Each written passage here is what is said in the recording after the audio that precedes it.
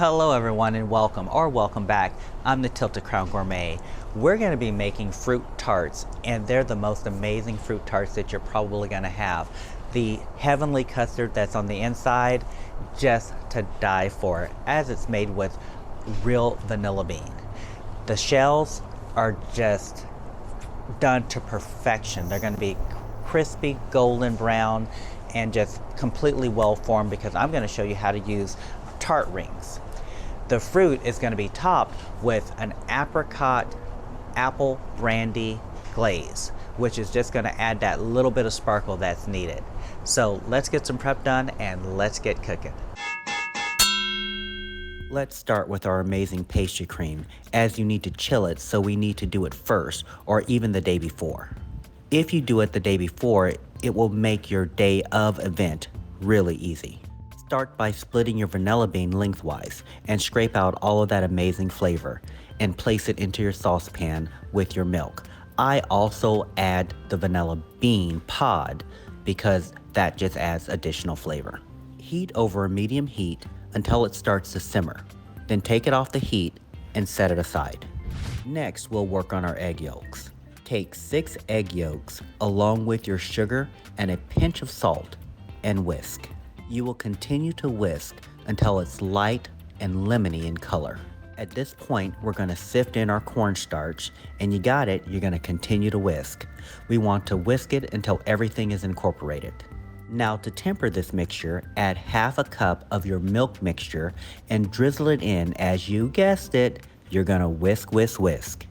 After the mixture is tempered, slowly drizzle in the rest of that warm milk as you continue to whisk, so that you don't end up with scrambled eggs. Take the mixture and strain it over your pot. Granted, you can use the same pot that you've been using, however, you just want to make sure that you've washed it out first. Now, over a medium heat, continuing to whisk, you will continue to whisk until it thickens up. You will see bubbles at first, but they'll go away. At this point, it should start to thicken.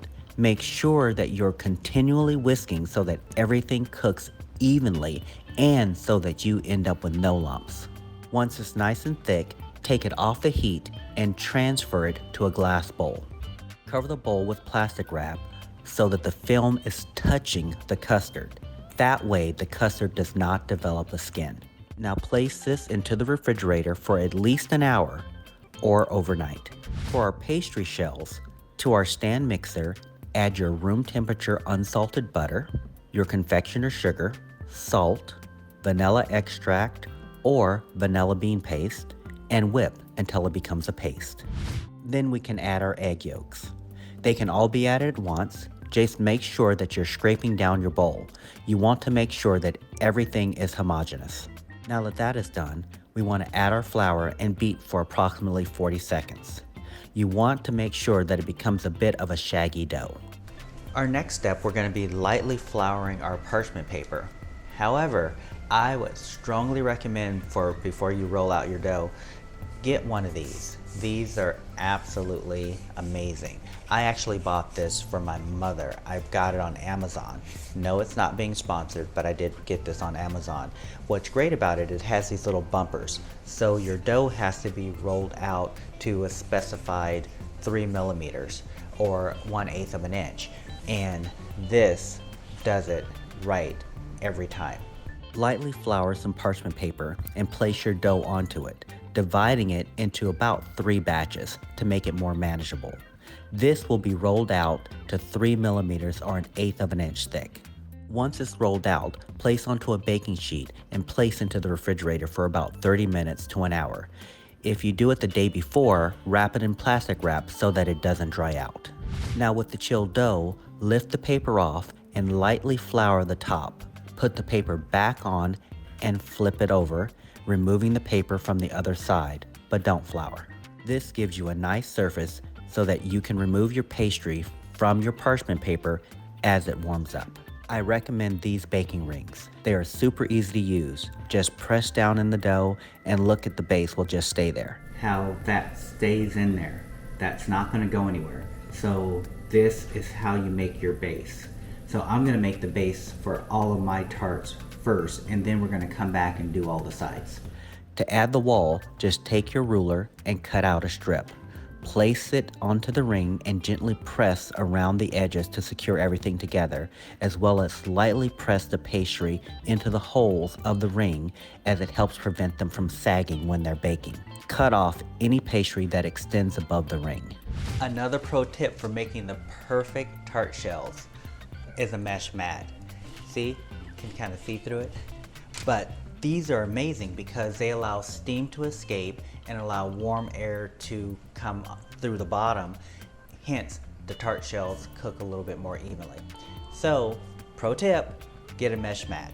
I got mine at Amazon. So they're silicone and they're oven safe, so no worries.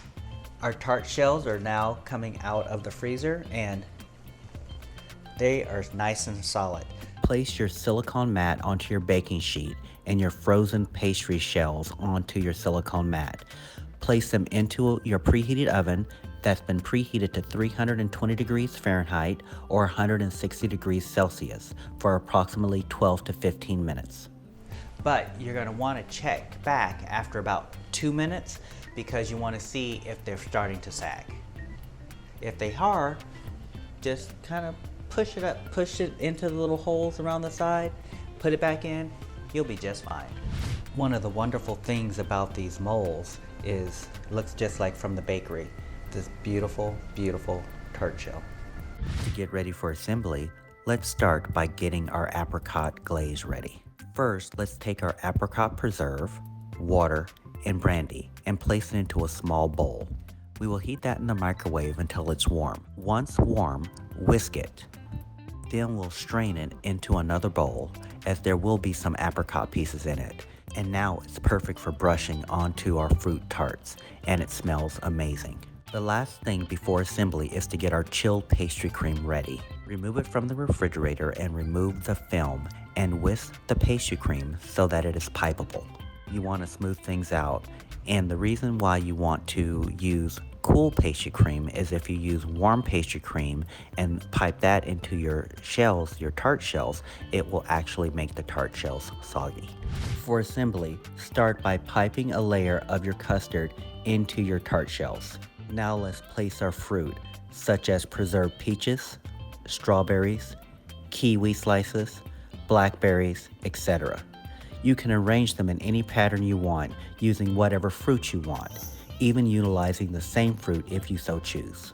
Once your tarts are all filled with fruit, you will give them a nice brushing of your apricot brandy glaze to seal in the colors and flavors. You can also add some mint for another pop of color. Now they are ready to eat. I'm the Tilted Crown Gourmet. Don't forget to like this video, hit the notification bell, and subscribe. Wishing you bon appetit.